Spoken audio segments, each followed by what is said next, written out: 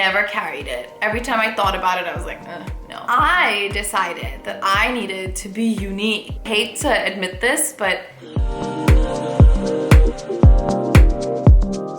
hey guys, and welcome back to my YouTube channel. I have been away in India for my cousin's wedding. If you follow me on Instagram, you would have seen all the festivities, all the outfits. If I do say so myself, it was quite a vibe and I had the best time. But of course, I came back and got the flu. Something that I'm really passionate about is luxury fashion. I have so much to share and so much that I've learned over the years, and also just so much that I noticed, and I want to share that with you guys. Instead of sharing my holy grail or most loved handbags, I thought I would start with something a little different, which are my biggest luxury handbag regrets. 4 luxury handbags that I have my biggest regrets on, and of those 4, I've managed to sell 3 of them, which is great because someone else obviously is really happy with that. One of them I'm holding on to because I feel like I might change my mind. I don't think I'm gonna change my mind, but you'll see why I don't want to get rid of it either. So let's start with number 1. You might remember this bag from 2000 and whatever, but it is the Chanel boy bag. It was all the rage when it came out. Everyone was after it. It's like super boxy. I had it in this navy blue color, and I remember being like, oh my god, I need this bag, I need this bag. Was I influenced? Yes, 100%, because I tried my level best to style this bag and to wear it all the time. But let me be honest with you, it didn't fit very much, so that was really annoying. I felt like it was a super annoying size and the length didn't really work with my petite figure, but I pushed through and tried to carry this bag as much as I possibly could.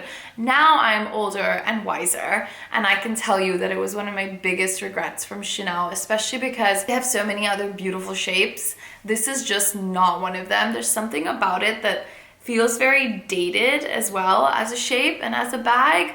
And I feel like the hardware is also really chunky, and it just like doesn't fit with my personal style anymore, and I don't think it ever did, but I really wanted, I think I just bought into the rage and really wanted to be a part of that. Number 2, I got this bag, I really loved it, and then about a year into it, I just stopped carrying it. The Gucci DIONYSUS. Of course, we all know this bag, it's a classic. I decided that I needed to be unique, and I saw this version of it with this giant wasp on it. I'm petrified of bees and wasps, by the way. They petrify me. So I don't know what possessed me to buy a bag with a giant wasp on it. Maybe I thought it would like ward them away. I was like this big.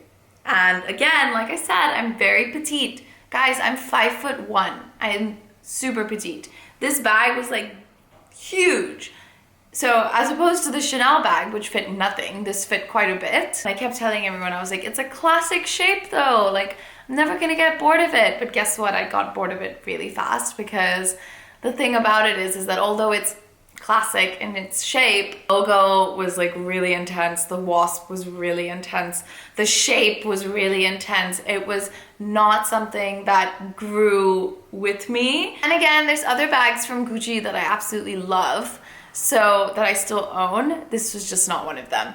I don't think that I would ever buy this bag again though. Even without the wasp, I just wouldn't invest in it because I just don't think it's worth it. Next one, number 3, is from YSL, and I own YSL bags that I love. This one though was bought, I hate to admit this, but it stayed in its packaging, like in that foam, like foamy, papery kind of packaging with the stuffing and all of it, until I sold it. Never carried it. Every time I thought about it, I was like, no. I don't know what it is about this bag that I just don't like, and I like really regret buying it. I remember when I was buying it, I was like, oh, I need a classic black clutch, and you know, yeah, I feel like I'll carry this a lot. And I carried it zilch, 0 times. There's not a single photo of me even carrying this bag. I think it's something, again, similar to the boy bag. There's something about the shape that just feels really clunky and very like circa 2015. I just feel like I would never carry it now, and it feels like something that was perhaps on my Pinterest board in high school, but should not make it into my 20s at all. My last one, my biggest regret. This one I think is gonna come as a surprise. I actually have this one with me. Yes, it's from Hermes. I love this shape, and I own this shape in another style.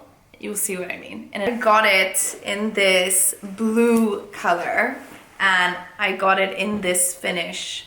So it's not the Cellier, it's the Retourné, which is, it's pretty big. It's not necessarily the slouchy vibes of it that I regret. It's more the fact that I really deeply regret this color. I was just really excited about having an Hermes Kelly. It's like a bag that I love. Never regret a Kelly, except when you buy it in a color that you're never going to wear. I really deeply regret buying it in this color. But at the same time, it's such a beautiful bag that I don't want to sell it. That what I've learned from that is, A, don't buy into something just because it's a hype. Buy into it because you love it, and ask yourself the question of, are you gonna love it a year from now when everyone else is over it? And if the answer is no, then do not buy it in the first place, because it's not worth it, especially not with a designer item. And I also learned that colors are important. So even though something like an Hermes Kelly, which is so impossible to find, and everyone around you will be like, no, if they're offering it to you, buy it in whatever color, take it. Don't take it, because you land up with a bag that you never use and is just lying in your closet and is a waste, frankly, of some pretty large bucks. So yeah, thank you so much for watching. I hope that this was helpful, or if anything, just entertaining and enjoyable. Don't forget to hit the subscribe button so that you don't miss out on any of my content coming up, because trust me, there's a lot of fun things happening over the next few weeks. As always, leave me a comment with your thoughts or questions, or feel free to DM me on Instagram, and I will see you guys really soon.